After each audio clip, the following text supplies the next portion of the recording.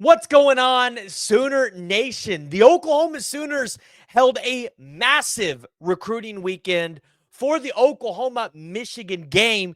And it's not too often that you get to host a weekend like this and make an impact on your recruiting class for probably the next 2 to 3 years the way that Oklahoma just did.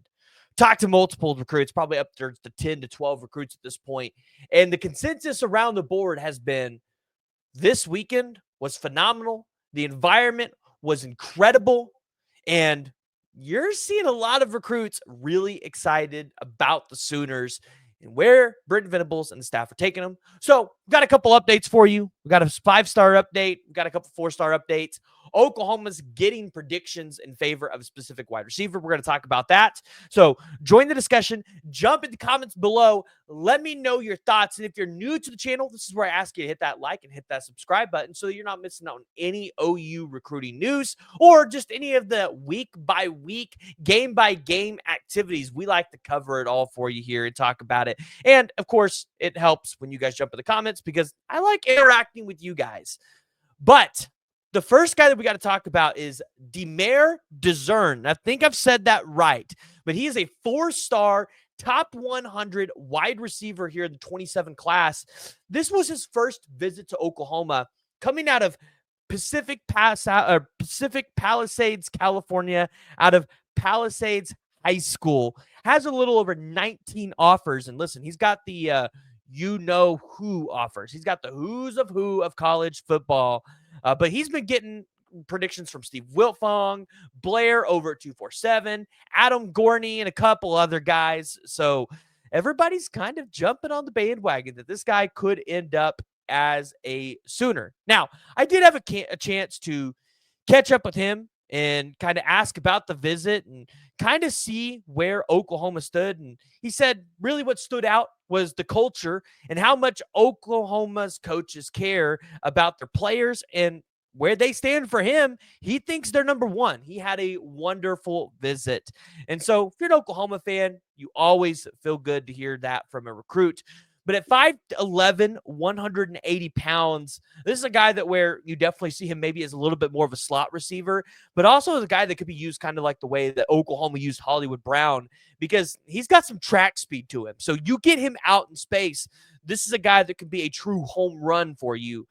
In his sophomore season, he had 20 catches, 451 yards, and 5 touchdowns, and he added 3 scores on kick/punt return. So maybe this is a guy that comes in, he's a receiver for you, and maybe he could play on special teams and be a big guy for you there.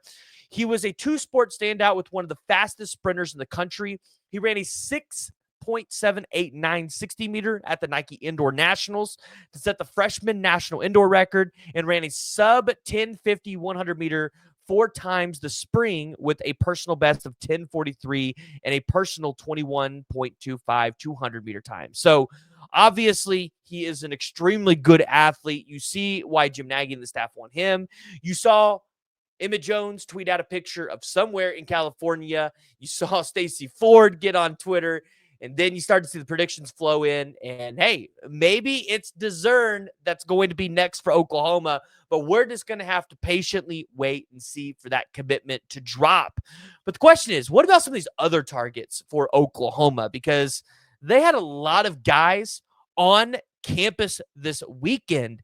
And one of the other guys that you've probably seen a lot of hype for is Mikuel McCreary. I think I've said that one right. He's a 4-star corner, the 190th player in the entire country out of San Antonio, Texas. 6'1", 170 pounds, 14 offers. Again, got all the FCC offers. Again, another track and field player, or as a freshman. He ran freshman season best times at 11:49 and 23:20 in the 100 and 200 respectively. In last season, he had 46 tackles, 9 pass breakups, 1 interception for a touchdown, and 3 total interceptions. So phenomenal player there. Again, you see why Jay Valai and the staff would want to go after a guy like him. Had a chance to follow up with a visit with him. And he says that they made a great impression and he really enjoyed his time there. The atmosphere was electric. I love how the entire staff genuinely cares and the opportunity for freshmen to play early. I definitely saw this as a huge plus for Oklahoma.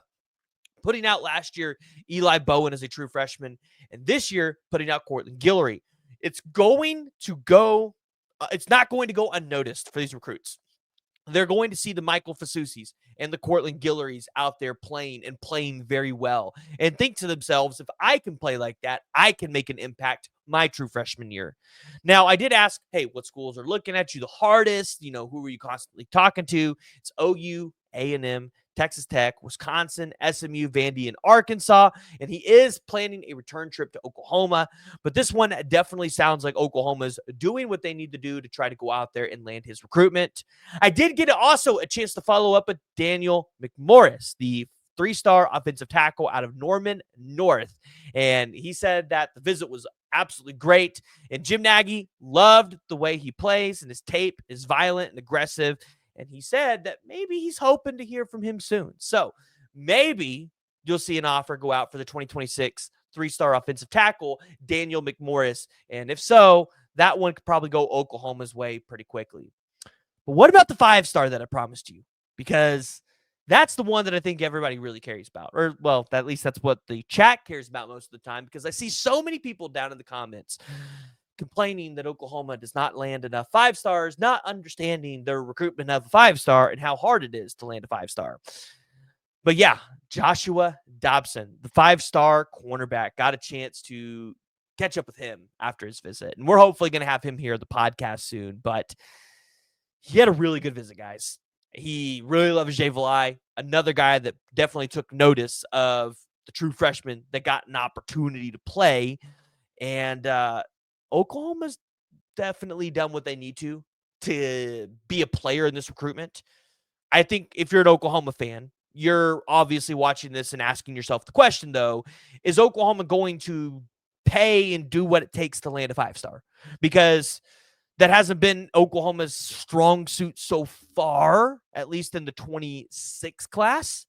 And so I think a lot of people are going to sit there, and that's going to be probably the biggest question for a lot of people. He is the number 5 player in the entire country out of Fort Mill, South Carolina. So, of course, you're going to have to battle Auburn, Alabama, Clemson, South Carolina, Georgia. All of those schools are going to be really hard to beat for him. He's got a total of 30 offers. He's got it from everybody. But again, another track and field athlete, 48 tackles, 10 pass breakups, and 3 interceptions.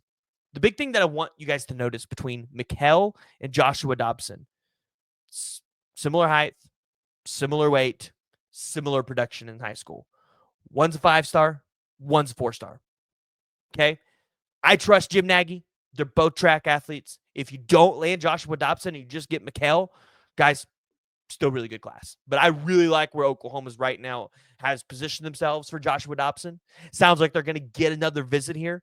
And, going into 2027 in that recruiting class, Oklahoma could really try to push in this recruitment. So a couple big notes there. We'll have some more for you guys later this week as we catch up with some more players, get some more notes out on the board. But make sure you guys jump in the comments below, join the discussion. Let me know what you guys' thoughts are about that Michigan game and where you guys expect Oklahoma to go for the recruiting cycle. And if you guys are new to the channel, make sure you guys hit that like and hit that subscribe button.